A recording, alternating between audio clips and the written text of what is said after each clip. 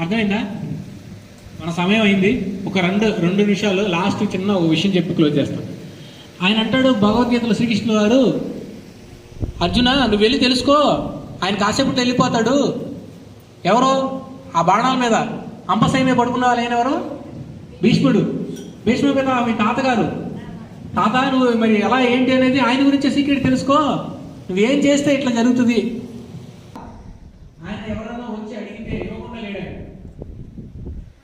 అర్థమైందండి? మనకు ఎటువంటి పరిస్థితులు ఉన్నా మనం ఎవరు వచ్చి హెల్ప్ అడిగితే ఇది ఎటువంటి చెయ్యి, తప్పకుండా చెయ్యి. నీ ఏదైనా ఇబ్బంది కలిగించలేదు, మనకి ఎటువంటి తక్కువ లేదు. ఒకరికి ఎక్కువ ఇవ్వడం ఒకరికి తక్కువ ఇవ్వడం అనేది ఎప్పుడూ ఉండదు. అందరికి సమానంగానే ఇచ్చారు. సో మనం తీసుకోవడం అనేది వేరే ఒకటి. సో అందుకని ఈ భూమి మీద మన తల్లిదండ్రులకి మనం చేయాల్సిన ఏమంటే చేయండి. మన ఎవరైనా మిత్రుల దగ్గర తెలుసుకోవాల్సిన ఏమంటే తెలుసుకోండి.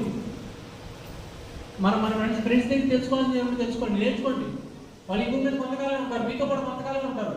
ఆ ఉన్నంతకాలం మీరు హ్యాపీగా ఉండండి వాళ్ళతో పాటు. వాళ్ళ దగ్గర ఏం నేర్చుకోవాలి, ఏం తెలుసుకోవాలి తెలుసుకోండి. తెలుసుకోవాలి కొంతమంది. మళ్ళీ పర్యావరణం మళ్ళీ ఏం జరుగుతుంది?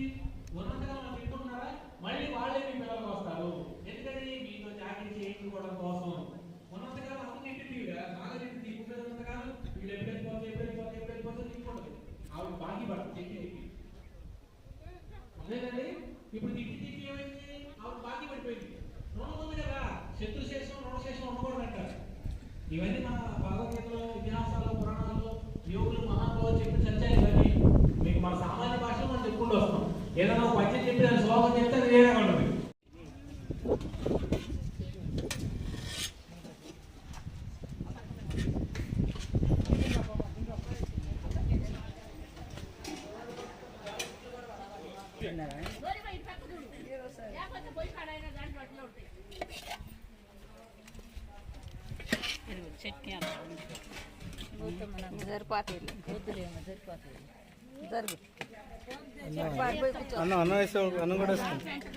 అన్నం వేసుకో మళ్ళీ మొత్తం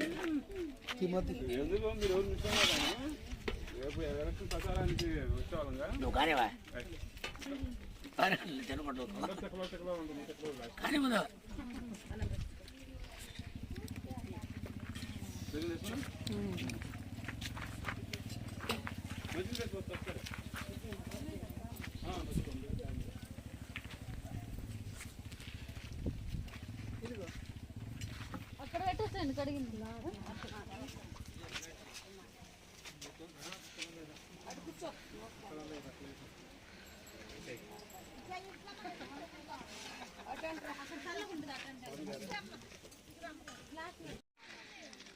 న్యూ ఎనర్జీ వర్కింగ్ గ్రూప్ ఆధ్వర్యంలో 23వ తారీఖు 4వ నెల 2024 3వ పౌర్ణమి ట్రెక్కింగ్లో ఉన్నాం.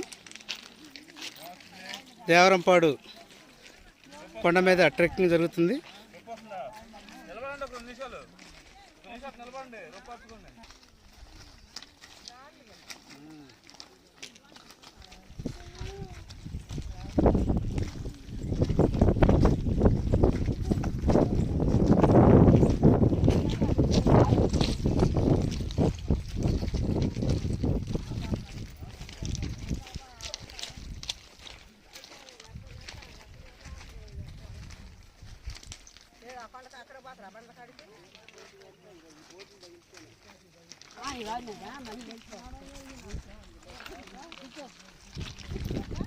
పాడి కూర్చున్నది అక్కడ, ఇక్కడే దగ్గరికి కూర్చోరండి. అయితే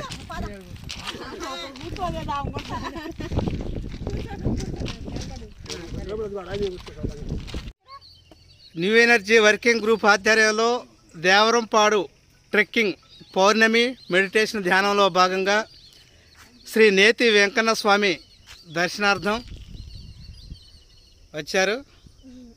ఒకసారి పౌర్ణమి ధ్యానానికి జై చెప్పండి. శ్రీ వెంకటేశ్వర స్వామికి,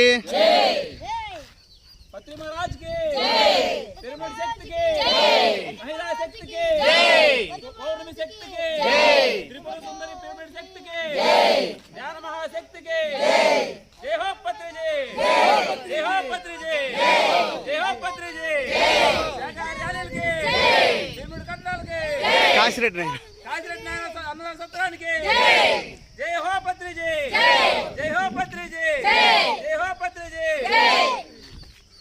ఓకే, గట్టిగా క్లాస్ కొట్టుకుందాం. ఎలా ఉంది మాస్టర్ ఇలా పౌర్ణమి ధ్యానం? Super super. ట్రెక్కింగ్ మరి పౌర్ణమి ధ్యానం ఎలా ఉంది మేడం? చాలా అద్భుతం సార్. మరి ఇక్కడ రావడం మా అదృష్టము. ఇంత అద్భుతంగా పిరమిడ్ నేచర్లో స్పెండ్ చేయడం అంటే మామూలు విషయం కాదు.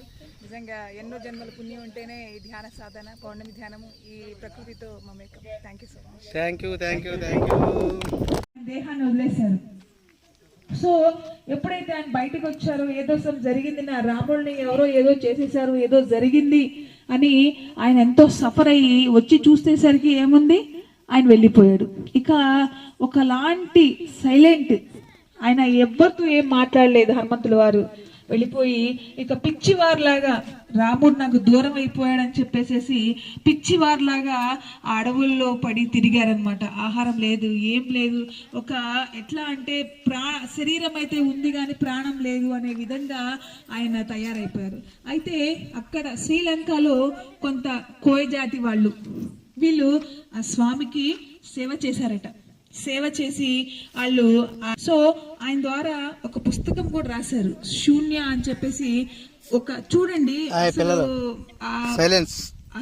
గత జన్మ సంస్కారం ఉంటే, గత జన్మలో మన సాధనలు ఉంటే ఈ జన్మలో బహుశా మనకు తెలియకపోవచ్చు, కానీ మనం ఆ యొక్క ఆ చైతన్యం వచ్చేసినప్పుడు, ఆ దగ్గరికి వచ్చినప్పుడు, సమీపంలో మనకు తెలియకుండానే ఆ ఎనర్జీ మనం లాగేసిద్ది. మనం ఎంత ప్రయత్నం చేసినా, ఎంత మనం దాని నుంచి దూరంగా ఉండాలని ట్రై చేసినా అది పాసిబుల్ కాదు. సో ఏం జరిగిందంటే, ఆస్ట్రేలియాలో ఉండే ఒక పర్సన్, ఆయన పేరు శూన్య, ఆయన పేరు ఏదో స్వాన్సో.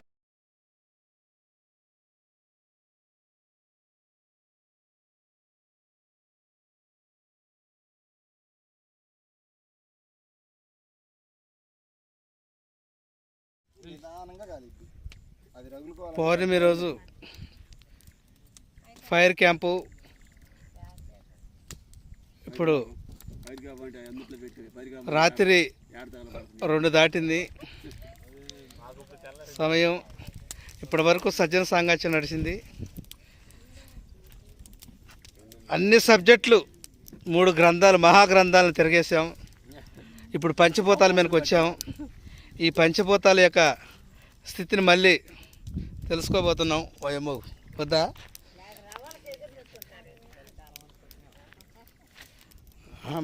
మా గురించి కూడా చెప్పండి అని వాళ్ళు.